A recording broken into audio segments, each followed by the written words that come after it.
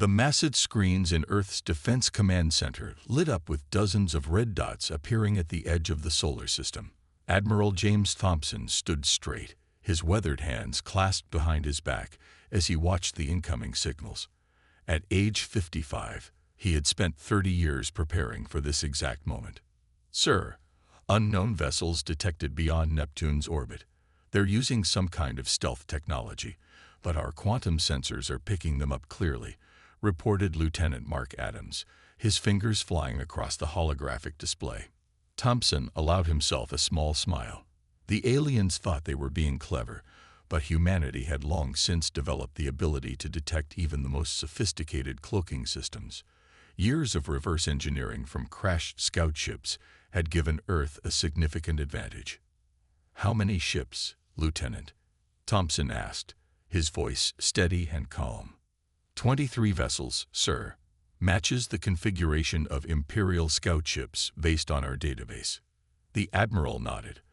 The Galactic Empire had finally decided to make their move. Earth had rejected their initial diplomatic overtures 15 years ago, choosing to remain independent while secretly preparing for the inevitable confrontation. "Alert the United Earth Defense Council. Code Red Protocol is now active," Thompson ordered. Within minutes, the massive underground chamber filled with military and civilian leaders from around the world. The faces on the various screens showed representatives from the Mars colonies and the mining outposts scattered throughout the asteroid belt. General Maria Reyes, head of the council, spoke first. "Admiral Thompson, give us your assessment." "The Empire is testing our defenses, ma'am. They're using older model scout ships, probably hoping to gauge our technological level without revealing their true capabilities." Thompson gestured to the tactical display. "What they don't realize is that we've been tracking their movements since they entered the Orc cloud 3 days ago." Dr. Thomas Reed, chief of Earth's technological development, stepped forward. His plain white lab coat stood out among the military uniforms. "Should we activate the outer defense grid?" Thompson considered this for a moment. "Not yet. Let them think they've surprised us. The longer they underestimate Earth, the better our position becomes." The room fell silent as a new alert flashed across the main screen. A much larger ship had just appeared near Jupiter's orbit, somehow bypassing the outer detection grid. "Imperial diplomatic vessel," Lieutenant Adams announced. "They're broadcasting on all frequencies." "Put it through," ordered General Reyes. The screens flickered, and the image of Lord Marcus appeared. The Imperial ambassador's humanoid features were twisted in what passed for a diplomatic smile among his species. His gray skin had a metallic sheen, and his eyes glowed with an unnatural purple light. "People of Earth," he began, his voice translated perfectly by Earth's AI systems, "the Galactic Empire extends its greetings once again. We have come to offer you one final chance to join our glorious civilization." Admiral Thompson exchanged knowing looks with General Reyes. They had expected this approach. The Empire always began with diplomatic overtures before resorting to force. "Patch me through," Thompson requested. After receiving a nod from General Reyes, he addressed the ambassador. "This is Admiral Thompson of the United Earth Defense Forces. We appreciate your offer, but Earth's position remains unchanged. We choose to remain independent." Lord Marcus's smile faltered slightly. "Admiral, surely you understand that resistance is futile. The Empire spans thousands of worlds. Your single planet cannot hope to stand against us." Thompson's reply was calm but firm. "Ambassador, I suggest you check your sensors more carefully. Earth is no longer a single-planet civilization, and we are far from defenseless." As if on cue, the defense platforms around Mars decloaked, revealing hundreds of weapon systems far more advanced than anything the Empire had expected to find. Similar installations became visible throughout the asteroid belt. Lord Marcus' expression changed from confidence to concern as his sensors registered the true extent of Earth's military presence in the solar system. "This is your only warning," Thompson continued. "The solar system is under humanity's protection. Any hostile action will be met with immediate and overwhelming force." The transmission ended, leaving the command center in momentary silence. Everyone knew this was just the beginning. The Empire would never accept Earth's defiance, but humanity was ready. All stations, battle stations, Thompson ordered. The real test is about to begin. 3 days after the first contact, the space around Jupiter lit up with hundreds of flashes as the Imperial fleet arrived in force. Admiral Thompson watched from the command center as the tactical display filled with red dots. The Empire had brought nearly 1,000 ships, far more than they typically use to subdue a single system. "They're trying to scare us," Lieutenant Adams said, his voice tight with tension. "No," Thompson replied. "They're trying to honor us. The Empire thinks they need this many ships to conquer Earth. That's actually a compliment." The main screen flickered to life again, showing Lord Marcus. This time, he wore full Imperial battle armor, its black surface decorated with purple energy lines.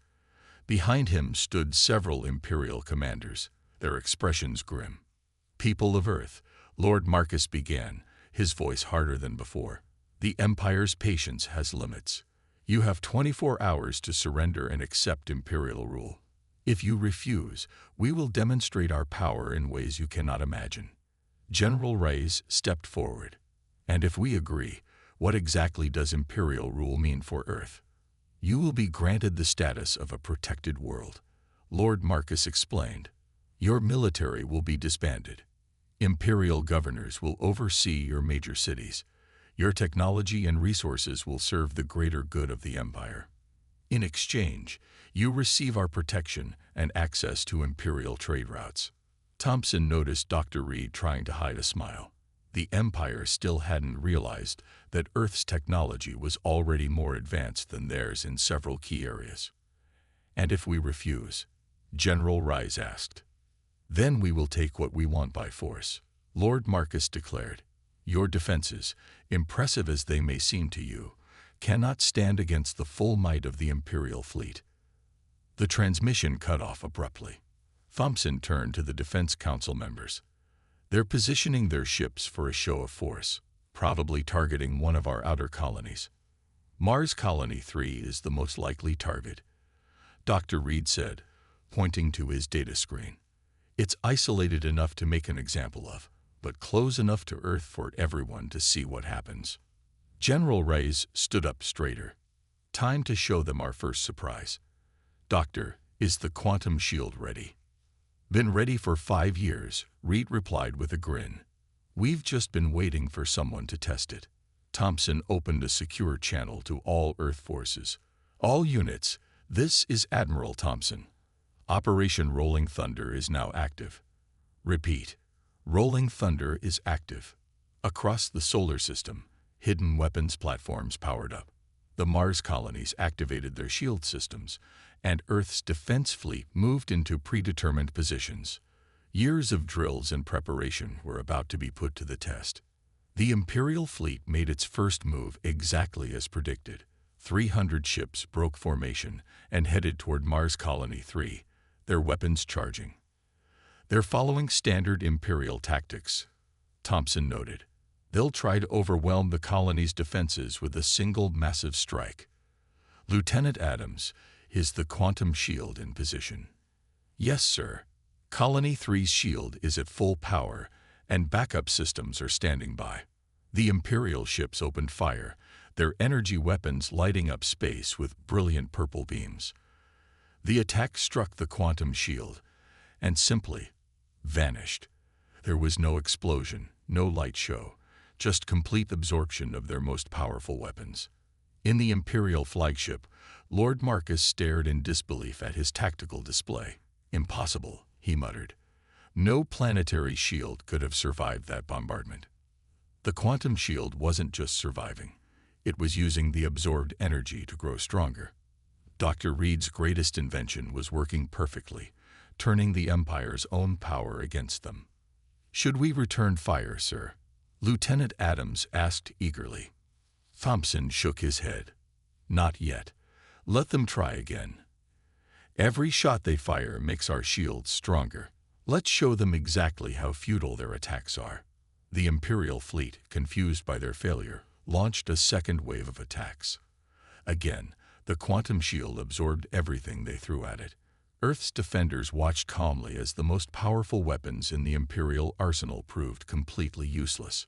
Finally, Thompson opened a channel to Lord Marcus. "Ambassador, I believe this concludes today's demonstration. Would you like to reconsider your ultimatum?" The only response was silence, but the Imperial fleet's retreat from Mars orbit spoke volumes. The real war was about to begin, and Earth had just shown it wouldn't be the easy conquest the Empire had expected. Lord Marcus paced on the bridge of his flagship, his metallic skin reflecting the dim purple lights. The failed attack on Mars had damaged the Empire's reputation, but he had a new plan. While Earth watched the main fleet, a small group of elite ships would strike an unexpected target. "Launch Operation Shadow Strike," he commanded. "Target the mining facilities in the asteroid belt. Without those resources, Earth's defenses will weaken." 20 stealth ships broke away from the main fleet, using advanced cloaking technology to approach the asteroid belt. They moved silently, confident in their invisibility. In Earth's Defense Command Center, Admiral Thompson smiled as he watched the hidden ships' movements on his quantum radar. "Just as we expected," he said to General Reyes. "They're going after the mining stations." "Should we activate the solar web?" she asked. Thompson nodded. "Computer, activate Solar Web Defense Network. Authorization Thompson Alpha 7. Throughout the asteroid belt, hundreds of small objects started to move. What looked like normal space rocks revealed themselves as combat drones. Earth had spent years hiding these weapons in plain sight, disguising them as ordinary asteroids. The Imperial stealth ships never saw what hit them. The drones swarmed from all directions, their quantum-powered weapons cutting through Imperial shields like paper. Within minutes, 15 of the 20 ships were destroyed or disabled. "Impossible," Lord Marcus shouted as he received the news. "Those were our best stealth vessels." The remaining 5 Imperial ships tried to retreat, but Earth's drones herded them straight into a trap. Hidden defense platforms emerged from larger asteroids, their weapons already charged. Lieutenant Adams couldn't hide his excitement. "Sir, the solar web caught them completely by surprise. Enemy ships are being destroyed or captured. Send in the recovery teams," Thompson ordered. "I want those ships studied. Every piece of Imperial technology we capture makes us stronger." The main Imperial fleet regrouped quickly, but the damage was done. They had lost their best stealth ships and revealed their tactical intentions. Lord Marcus knew he had to act decisively or risk looking weak. "All ships, prepare for full assault," he commanded. "Target Earth directly. Show these humans the true power of the Empire." The Imperial fleet moved toward Earth in an attack formation that stretched for thousands of kilometers. Their weapons charged, creating a beautiful but terrifying display of purple energy. Thompson watched calmly. "Dr. Reed, is the atmospheric defense grid ready?" "Better than ready," Reed replied from his station. "The quantum shields are at full power, and our new AI targeting systems are online. We've been studying Imperial attack patterns for years. We know exactly how they fight." The Imperial fleet launched their attack. Thousands of energy beams and plasma torpedoes streaked toward Earth. The planet's quantum shields lit up, absorbing the massive assault just as the Mars shields had done. "Now," Thompson ordered, "show them our response." Earth's defense grid activated. Hidden platforms in orbit emerged from their cloaked positions, but instead of traditional weapons, they fired specialized quantum disruptors. Technology the Empire had never seen before. The disruptor beams struck the Imperial ships, shutting down their power systems and leaving them dead in space. Ship after ship went dark, their crews trapped inside powerless vessels. "What's happening?" Lord Marcus demanded as systems failed across his fleet. "How are they doing this?" Thompson opened a channel to all Imperial ships. "Your weapons use quantum energy matrices. We learned to disrupt them years ago. Right now, 300 of your ships are powerless. Surrender them." and we'll rescue your crews." The Empire's mighty fleet hung helpless in space, their most powerful weapons rendered useless by Earth's superior technology. Lord Marcus watched in horror as Earth's rescue ships approached his stranded vessels. "This is impossible," he whispered. "We are the Empire. We cannot be defeated by a single system." "The Empire made a serious mistake," Thompson replied over the channel. "You assumed that because we rejected Imperial rule, we must be primitive. The truth is, we rejected you because we had already surpassed you." As Earth's ships began rescuing Imperial crews, the message was clear throughout the galaxy. Humanity was not to be underestimated. The Empire's first real strike had failed completely, and the balance of power was shifting. Commander Anna Wilson stood on the bridge of the stealth ship, Shadow Striker, looking at the holographic map of Imperial space. After defeating the Empire's first attacks, Earth was ready to take the fight to enemy territory. Her ship, along with 5 others, would strike deep into the heart of Imperial space. "All systems ready, Commander," reported Captain Mike Barnes, her second in command. "Our new quantum drives are working perfectly. The Empire won't know what hit them." Wilson nodded, her expression determined. "Remember, everyone, this isn't about revenge. Operation Sunstrike is about showing the Empire they can't bully free worlds anymore." Back on Earth, Admiral Thompson coordinated the operation from Defense Command. "Commander Wilson, you have green light for Phase 1. Show them what humanity can do." The Shadow Striker and its sister ships vanished from normal space, using Earth's advanced quantum jump technology. Unlike Imperial ships, which needed specific jump points, Earth's vessels could appear anywhere they chose. They reappeared deep in Imperial territory, right next to the Empire's largest shipyard. The Imperial sensors didn't detect them. Earth's stealth technology was far beyond anything the Empire had seen before. "Look at that," Barnes whispered, watching the massive Imperial shipyard through their view screen. "They're building hundreds of warships." "Not for long," Wilson replied. She opened a channel to her squad. "All ships, deploy quantum viruses as planned. Let's shut them down without destroying anything." Earth's ships released tiny drones carrying advanced computer viruses. These viruses, based on studying captured Imperial technology, spread through the shipyard systems like wildfire. Within minutes, the entire facility was paralyzed. In his palace on the Imperial capital world, the Emperor received shocking news. Not only was one of their largest shipyards disabled, but similar attacks were happening across Imperial space. Somehow, Earth forces were striking everywhere at once. Lord Marcus, now recalled to explain his failures, stood before the Emperor. "Impossible. Their ships cannot reach our core world so quickly. Our defense networks are useless," the Emperor interrupted. "These humans, we have underestimated them greatly." Commander Wilson's fleet continued their mission, appearing and disappearing across Imperial space. They targeted military installations, weapons factories, and command centers, but always used non-lethal methods. Earth was proving it could defeat the Empire without needless destruction. "Sir," Lieutenant Adams reported to Admiral Thompson, "Commander Wilson's team has disabled 15 major Imperial facilities. No casualties reported. The quantum viruses are working perfectly." Thompson allowed himself a small smile. "Send the message to all disabled Imperial facilities. Let them know we could have destroyed them, but chose not to. Sometimes mercy is the strongest message." The quantum viruses did more than just shut down Imperial facilities. They also sent a message to all Imperial citizens. The message showed how the Empire had lied about Earth, proving that humanity had chosen independence because they were already more advanced. Many Imperial worlds began questioning their leaders. If Earth could strike anywhere at will but chose to avoid bloodshed, were they really the primitives the Empire had described? Commander Wilson's next target was the Imperial fleet's main communication hub. "All ships, prepare for final phase," she ordered. "Let's show them our real power." The Shadow Striker appeared right in front of the communication hub, its quantum shields glowing softly. Imperial defense ships rushed to attack, but their weapons couldn't touch the Earth vessel.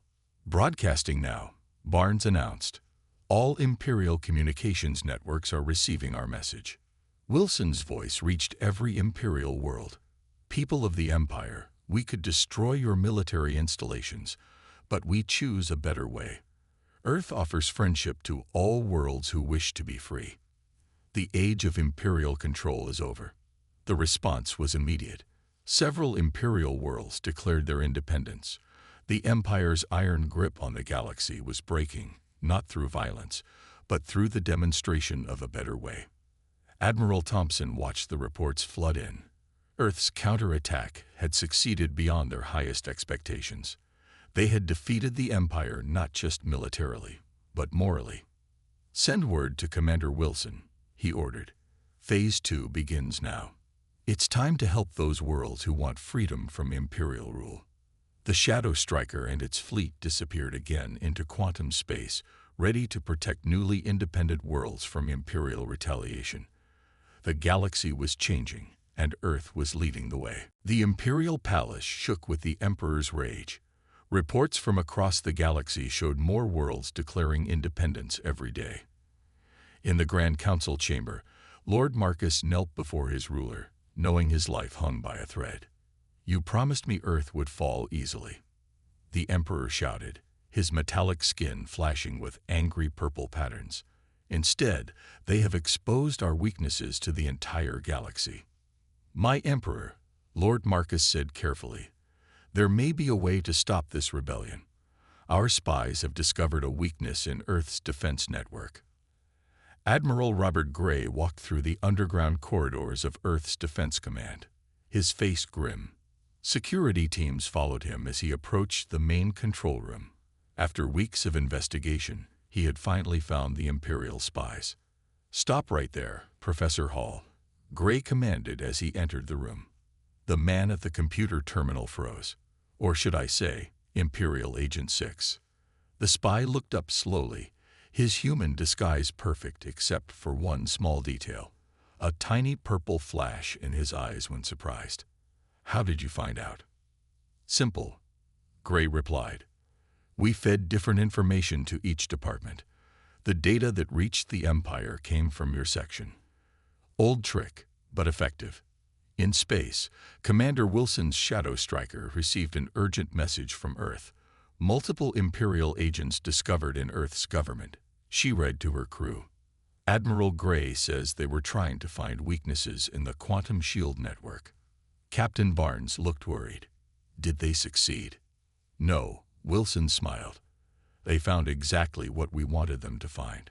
Admiral Thompson had this planned from the start. Back on the Imperial capital world, the Emperor received an encrypted message from his spies. "My lord," an advisor said excitedly, "we have the access codes to Earth's defense grid. We can shut down their shields." The Emperor's mood lifted. "Excellent. Prepare the fleet for a final attack. This time, Earth will fall." But in Earth's Defense Command, Admiral Thompson watched these developments with calm satisfaction. "Are the fake shield codes properly planted?" "Yes, sir," Admiral Gray reported. "When they try to use them, it will trigger our trap. The entire Imperial fleet will be caught in a quantum lockdown." The political situation in the galaxy was changing rapidly. On the Imperial world of Proxima, massive crowds gathered in the streets, demanding freedom from Imperial rule. They had seen Earth's example, a world that stood up to the Empire, and won. "The Empire lied to us," shouted protest leaders. "Earth is not primitive. They are more advanced than the Empire, and they respect freedom." Lord Marcus watched the protests spread from world to world with growing dread. He knew the Empire was losing control, not through military defeat, but through the spread of dangerous ideas about independence and self-rule. "We must crush Earth completely," he told the Emperor. "Make an example of them before more worlds rebel." But Admiral Thompson had anticipated this too. Commander Wilson's fleet had secretly contacted resistance movements on dozens of Imperial worlds. providing them with quantum communication devices that the Empire couldn't detect or block. "Sir," Lieutenant Adams reported to Thompson, "resistance leaders from 30 Imperial worlds are asking for Earth's protection. They want to form an alliance." Thompson opened a secure channel to all resistance movements. "People of the galaxy, Earth stands ready to help any world that chooses freedom. We offer not conquest, like the Empire, but partnership and mutual respect." In the Imperial Palace, the Emperor received even worse news. His own military commanders were beginning to question his leadership. Some suggested that fighting Earth was futile, that the Empire should seek peace while it still could. "Traitors, all of them," the Emperor raged. "Ready my personal fleet. I will lead the attack on Earth myself." But Earth's leaders were ready for this too. Admiral Gray's security teams had identified and neutralized every Imperial spy. The trap was set. The Emperor would find not Earth's weakness, but his own downfall. "All sectors report ready," Gray told Thompson. "The Empire's taking our bait exactly as planned." Thompson nodded solemnly. "Then let them come. The next few days will change the galaxy forever." The Emperor's personal fleet emerged from hyperspace at the edge of the solar system. 5,000 warships, the largest fleet ever assembled in Imperial history, filled the space around Pluto. The Emperor stood on his flagship's bridge, his armor glowing with dangerous purple energy. "The time has come," he announced to all his ships. "Earth's rebellion ends today. No more games, no more mercy." Admiral Thompson stood calmly in Earth's Defense Command as he watched the massive fleet approach. "They brought exactly the number of ships we expected," he said to General Reyes. "The Emperor is nothing if not predictable." "Activate Prometheus protocol," Dr. Reed asked, his hand hovering over the control panel. Thompson nodded. "Send the signal to Commander Wilson first. Everything must be perfectly timed." Deep in Imperial territory, the Shadow Striker received the message. Commander Wilson turned to her crew. "It's time. Start the virus upload to all captured Imperial facilities." The Emperor's fleet moved forward, spreading out to attack the entire solar system at once. Their weapons charged, creating a web of purple energy so vast it could be seen from Earth's surface. In range in 5 minutes, Lieutenant Adams reported. "Imperial weapons are at maximum power." Lord Marcus, standing beside the Emperor, smiled coldly. "Use the codes. Shut down their quantum shields." Imperial computers transmitted the stolen codes to Earth's defense network.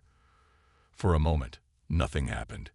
Then, suddenly, every quantum shield around Earth and its colonies flickered and died. The Emperor laughed. "Fire all weapons. Destroy them all." But Admiral Thompson was still smiling.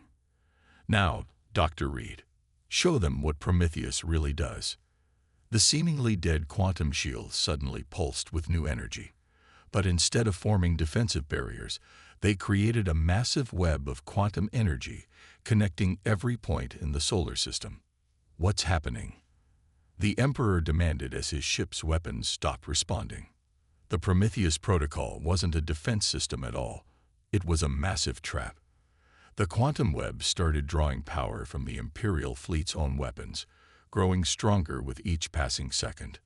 "All Imperial vessels, this is Commander Wilson," a voice transmitted from behind the fleet. The Shadow Striker and its squadron had emerged from stealth mode, cutting off the Empire's retreat.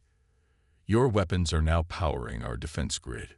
You have 2 choices, surrender or watch your ship's energy drain completely." The Emperor raged as his mighty fleet hung helpless in space. Ship after ship lost power, their lights dimming as the quantum web absorbed their energy. "Impossible," Lord Marcus shouted.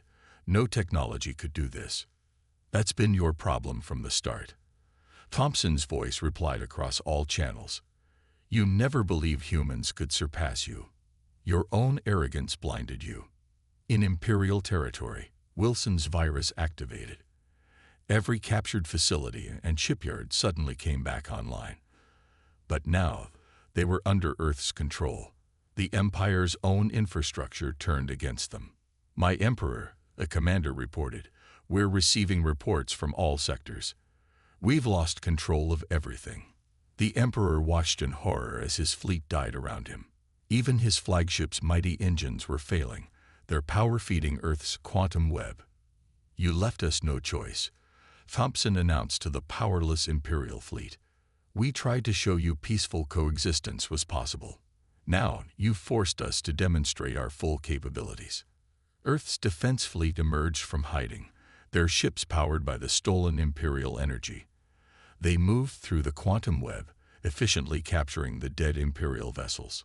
"Signal the resistance forces," Thompson ordered. "Tell them it's time. The Empire ends today." Across the galaxy, pre-planted quantum devices activated. Imperial control centers fell silent as Earth's technology shut them down. Prison worlds found their gates opening, freeing political prisoners. The carefully planned revolution began. The Emperor stood silently as Earth forces boarded his flagship. His mighty fleet, the largest ever assembled, had been defeated without a single shot fired in Earth's defense. "How?" he asked as Admiral Thompson personally came to accept his surrender. "How did you defeat us so completely?" Thompson's answer was simple. "Because we fought smarter, not harder." Earth never wanted to destroy the Empire. We just wanted to show the galaxy a better way. The final battle was over, won not through destruction, but through technology and strategy. Earth had changed the galaxy forever. 3 months after the Emperor's surrender, Admiral Thompson stood in the newly established Galactic Council chamber on Earth. Representatives from hundreds of formerly Imperial worlds filled the massive room, their faces showing hope and determination. "The age of the Empire is over," Thompson announced to the gathered delegates. "But our work is just beginning. Earth doesn't want to replace one empire with another. We want to build something better." Commander Wilson, now promoted to admiral, stood beside him. Her Shadow Striker fleet had spent the last months helping worlds transition to independence, making sure no Imperial loyalists could threaten the peace. "The Free Worlds Alliance is born today," Wilson declared. "Each world governs itself, but we stand together for mutual protection and progress." In the former Imperial Palace, now converted into a technology sharing center, Dr. Reed worked with scientists from dozens of worlds. Earth's advanced technology was being shared freely, but with careful safeguards to prevent misuse. "The quantum shields aren't just for defense," Reed explained to a group of alien scientists. "They can power cities, clean polluted atmospheres, and help us explore deep space. The Empire used technology to control. We'll use it to build." Lord Marcus, under house arrest, but granted amnesty in exchange for his help, watched these developments with growing understanding. "We were wrong about humans," he told Admiral Gray during one of their regular meetings. "The Empire thought power came from control. Earth showed us it comes from cooperation." Gray nodded. "That's why we're giving you and other former Imperial officials a chance to help. The galaxy needs healing, not punishment." On Mars Colony 3, site of the Empire's first failed attack, Governor Lisa Chen hosted a delegation of newly independent worlds. They watched as construction began on the Galactic Academy, a place where all species could learn and work together. "Earth's victory taught us an important lesson," Chen told the visitors. "The strongest civilization isn't the one with the biggest fleet or the most weapons. It's the one that brings out the best in others." Back in Defense Command, Lieutenant Adams showed Thompson the latest reports. "Sir, 30 more worlds have applied to join the Alliance, and look at these economic numbers. Free trade between worlds has doubled in just 3 months." Thompson smiled. "Because they're trading as equals now, not as subjects of the Empire." "How are the former Imperial worlds doing?" "Better than expected," Adams replied. "Once we removed the Imperial control systems, most worlds already had good local governments ready to step up. The transition's been peaceful almost everywhere." In orbit above Earth, the captured Imperial flagship was being converted into a hospital ship. Commander Wilson supervised the work personally, making sure the mighty warship would never fight again. Sometimes the best victory is turning an enemy's weapon into a tool for peace, she told her crew. Just like we're turning the Empire's fall into a chance for everyone to rise. The galaxy was changing faster than anyone had expected. Earth's quantum technology spread to all member worlds, but it wasn't just technology that spread. Earth's ideas about freedom, cooperation, and self-governance proved even more powerful. In the council chamber, Thompson addressed the delegates one final time. Earth never wanted to rule the galaxy. We just wanted to show that there's a better way than empire building. Look around this room. Former enemies sitting together, planning a future of peace and progress. He gestured to the star map showing the growing alliance. Our strength isn't in weapons or fleets. It's in working together, in choosing cooperation over control. The Empire fell not because we were stronger, but because we were wiser. As the delegates applauded, Wilson leaned over to Thompson. Did you ever think, when we first detected those Imperial scouts, that it would end like this? Thompson shook his head. No, I thought we'd have to fight a long war. Instead, we won something better than victory. We won peace. Outside the council chamber, Earth's night sky glowed with the lights of visiting ships from across the galaxy. The stars no longer marked the boundaries of an empire, but the connections between free worlds working together for a better future. The empire was gone, but the galaxy was more united than ever. Earth had shown the way, not through conquest, but through wisdom. The future was bright, and it belonged to everyone.